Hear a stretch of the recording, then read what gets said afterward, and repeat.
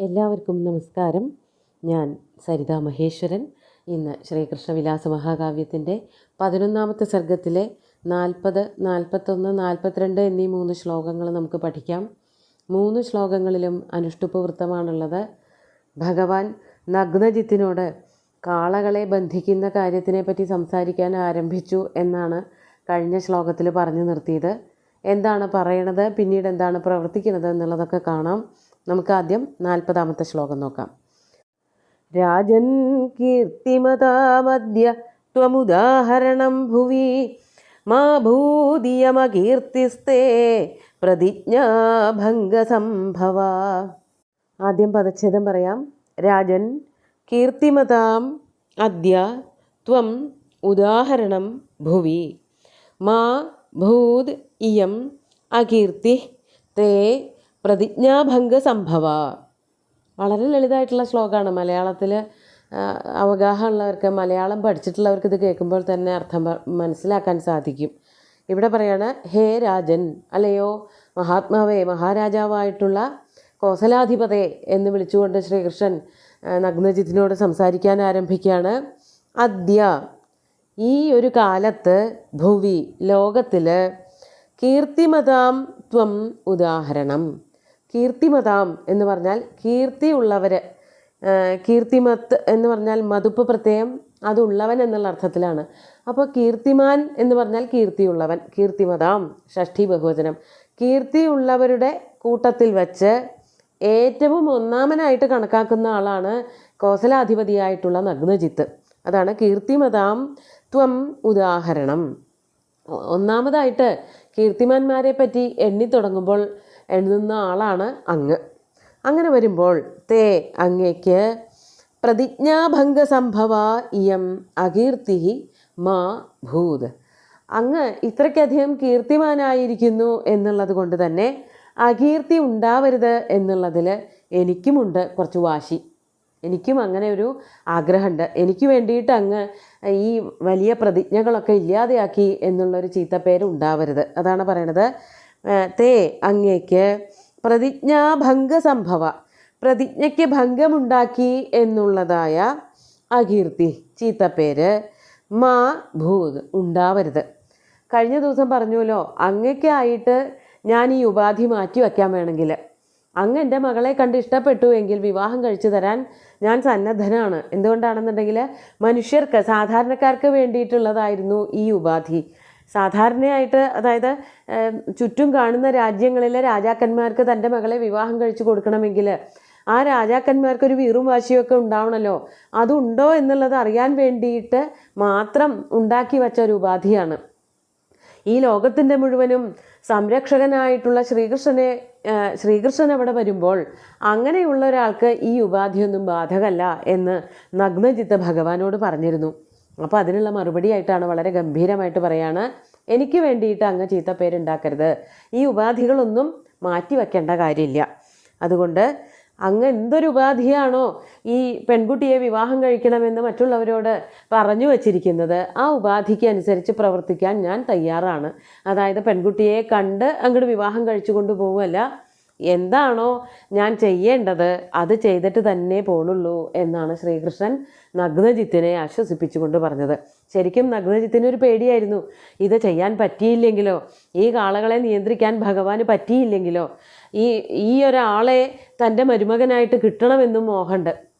ഭഗവാൻ അതാണല്ലോ പറഞ്ഞത്, എൻ്റെ പത്നിയുടെ അച്ഛനായിട്ട്, അങ്ങയുടെ മരുമകനായിട്ട് എനിക്കിവിടെ വരണമെന്നുണ്ട് എന്നൊക്കെ പറയുമ്പോൾ അങ്ങനെയുള്ള ഒരാളിനി കയ്യിൽ നിന്ന് പോയാലോ എന്നുള്ള പേടി കൊണ്ടൊക്കെയാണ് കോസലാധിപതി അങ്ങനെയൊക്കെ പറഞ്ഞത്. അപ്പോൾ അതൊന്നും മാറ്റി വയ്ക്കണ്ട, അങ്ങയ്ക്ക് ചീത്തപ്പേരുണ്ടാവരുത് എന്ന് പറഞ്ഞുകൊണ്ട് ഭഗവാൻ അതിനായിട്ട് പുറപ്പെടുകയാണ്.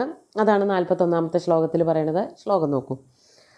ഇതി ബ്രുവൻ സമുത്ഥായ ക്വണദാലോലഭൂഷണ ബദ്ധ്വാ പരികരം ശൗരി സ്മയമാനമുഖോ ബ്രവീത്. നമുക്ക് പദച്ഛേദം പറയാം. ഇതി ബ്രുവൻ സമുത്ഥായ ക്വണദാലോലഭൂഷണ ബദ്ധ്വാ പരികരം ശൗരി സ്മയമാനമുഖ അബ്രവീത്. അവിടെ മാത്രമേ ഉള്ളൂ ഒരു പദച്ഛേദം. ഇതും വളരെ ലളിതമായിട്ടുള്ള ശ്ലോകമാണ്.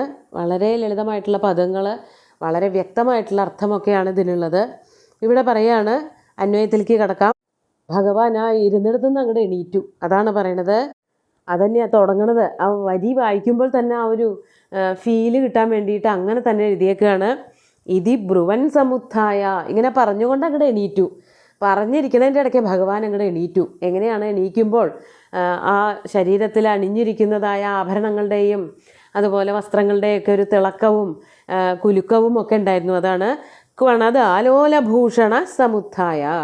ക്വണത് എന്ന് പറഞ്ഞാൽ ആരവം പുറപ്പെടുവിച്ചു കൊണ്ടിരിക്കുന്ന, കിണികിണി എന്നുള്ള ശബ്ദമുണ്ടാക്കിക്കൊണ്ടിരിക്കുന്ന ആലോലം, അത് ഇളകുമ്പോഴാണല്ലോ ഭൂഷണങ്ങൾ, മാലയൊക്കെ ഒന്ന് ആടി ഉലഞ്ഞു എണീക്കണതിൻ്റെ ഒരു ശക്തിയിൽ. അപ്പോൾ അതിൻ്റെ ആ മുത്തുമണികളുടെയൊക്കെ കിലുക്കങ്ങൾ അങ്ങനെ കേൾപ്പിച്ചുകൊണ്ട് അങ്ങോട്ട് എണീറ്റു ഭഗവാൻ. എന്നിട്ട് ആ ഒരു പുറപ്പാടാണ്, എന്തൊരു ഭംഗിയാണ്, ശരീരം മുഴുവനും രോമാഞ്ചമണിയാണ് ഇതിങ്ങനെ പറയുമ്പോൾ. അതാണ് ഇതി ബ്രുവൻ സമുത്ഥായ പരികരം ബദ്ധ്വ. പരികരം എന്ന് പറഞ്ഞാൽ ഈ രണ്ടാം മുണ്ടൊക്കെ ഉണ്ടല്ലോ, അംഗവസ്ത്രം, അതെടുത്തിട്ട് ഇടയിൽ കെട്ടുക. ഒരു ശക്തമായിട്ടുള്ളൊരു സാഹസം പോലെയുള്ള കുറച്ച് അധ്വാനമുള്ള ഒരു പണിയൊക്കെ എടുക്കാൻ പോകുമ്പോൾ നമ്മളെല്ലാവരും ചെയ്യുന്ന ഒരു പ്രവൃത്തിയാണ് മുണ്ടെടുത്ത് ഇടയിൽ കെട്ടും. മധ്യത്തിലൊരു മുറുക്കം കിട്ടാൻ വേണ്ടിയിട്ട് ഈ ശിരസിൽ എന്തെങ്കിലുമൊക്കെ ഏറ്റി, അതായത് തലയിൽ ഒരു നല്ല കനമുള്ളൊരു സാധനം കയറ്റി വയ്ക്കുമ്പോൾ അങ്ങനെയുള്ള ആൾക്കാർ അരപ്പട്ട കെട്ടാറുണ്ട്, അമർത്തി കെട്ടും. അതെന്തിനാന്ന് വെച്ചാൽ നടുവിന് കുഴപ്പങ്ങളൊന്നും ഉണ്ടാവാതിരിക്കാൻ വേണ്ടിയിട്ട്, നല്ല ബലം കിട്ടാൻ വേണ്ടിയിട്ട്, അരയ്ക്ക് നല്ല താങ്ങ് കിട്ടാൻ വേണ്ടിയിട്ട്, തലയിലെ ഭാരം മുഴുവനും അരയിലും അതുപോലെ തന്നെ കാലുകളിലേക്കൊക്കെ അല്ലേ വരിക. അപ്പോൾ അതിനൊരു സപ്പോർട്ട് കൊടുക്കാൻ വേണ്ടിയിട്ട് ഇടയിൽ കെട്ടും. മധ്യത്തിലൊരു ഒരു വസ്ത്രമോ അതല്ലെങ്കിൽ നല്ല ഉറപ്പുള്ളതായിട്ടുള്ള എന്തെങ്കിലും കൊണ്ടുള്ളൊരു ബന്ധനം ഉണ്ടാക്കുക പതിവാണ്. അതുപോലെ ഈ കാളകളെ പിടിക്കണമെങ്കിൽ, അത്രയ്ക്ക് ഭീമന്മാരായിട്ടുള്ള കാളകളാണല്ലോ, ആ കാളകളെ പിടിക്കുകയും നിയന്ത്രിക്കുകയും ഒക്കെ വേണമെന്നുണ്ടെങ്കിൽ വെറുതെ ഇങ്ങോട്ട് പോയാൽ പോരാ. അതിന് വേണ്ടിയിട്ട് അരയും തലയും മുറുക്കുക എന്ന് യുദ്ധത്തിനൊക്കെ പോകുമ്പോൾ ഒരു പറച്ചിലുണ്ട്.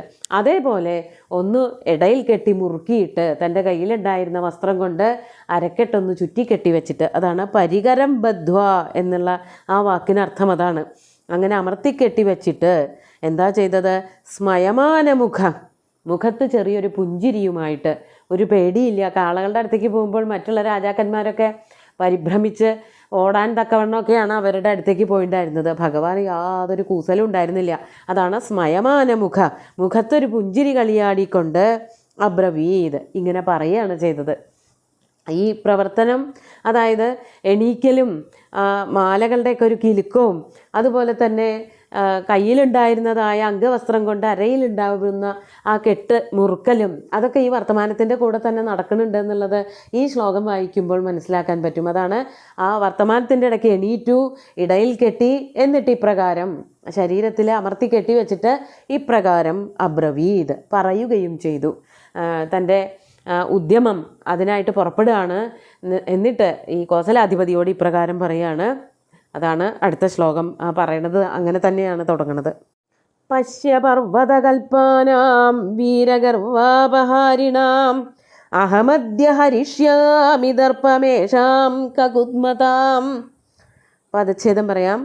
പശ്യ പർവ്വതകൽപ്പാനാം വീരഗർവാപഹാരിണാം അഹം അദ്യ ഹരിഷ്യാമി ദർപ്പം ഏഷാം കകുത്മതാം. അന്വയം തുടങ്ങുന്നത് അഹമദ്യ, ഞാൻ ഇപ്പോൾ തന്നെ എന്ന് പറഞ്ഞുകൊണ്ടാണ് അന്വയം പറയേണ്ടതെങ്കിലും ആ പശ്യ എന്ന് പറഞ്ഞുകൊണ്ട് ശ്ലോകം തുടങ്ങിയത് കൊണ്ട് നമുക്ക് അങ്ങനെ തന്നെ പറയാം. ദാ നോക്കിക്കോളൂ, ഞാൻ ദാ പുറപ്പെടുകയായി എന്ന് പറഞ്ഞിട്ടാണ് ഭഗവാൻ ആ ഒരു ഉദ്യമത്തിനായിട്ട് ഇറങ്ങിത്തിരിക്കുന്നത്.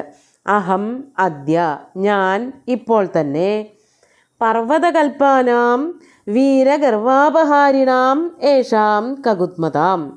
പർവ്വതകൽപ്പാനാം, പർവ്വതം എന്ന് പറഞ്ഞാൽ പർവ്വതം തന്നെ, വലിയ കൊടുമുടികൾ, ഉയർന്ന കുന്നുകൾ, അതുപോലെ ഉള്ളവയായ, കൽപ്പം എന്ന് പറഞ്ഞാൽ സദൃശം എന്നാണ് അർത്ഥം.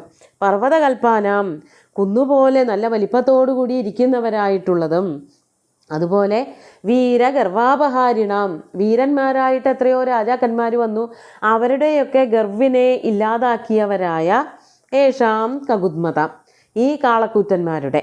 കകുത്മാൻ എന്ന് പറഞ്ഞാൽ, കകുത്ത് എന്ന് പറഞ്ഞാൽ പൂഞ്ഞയാണ്, കാളകളുടെ പുറത്തുള്ളതായ മുഴ, അതുള്ളവർ, അതാണ് കകുത്മാൻ, കകുത്മന്ത എന്ന് പറയും. കാളകൾ, കകുത്മതാം ഷഷ്ടി ബഹുവചനം, ഈ കാളകളുടെ. അപ്പോൾ അവയ്ക്കൊരു അഹങ്കാരമുണ്ട്. ആര് വന്നാലും അവരെയൊക്കെ ഞങ്ങൾ തോൽപ്പിച്ചേ വിടുള്ളൂ, അവരെയൊക്കെ ആക്രമിച്ച് ഞങ്ങൾ ഓടിക്കും എന്നുള്ളൊരു അഹങ്കാരം ഈ കാളകളുടെ മനസ്സിലുണ്ട്.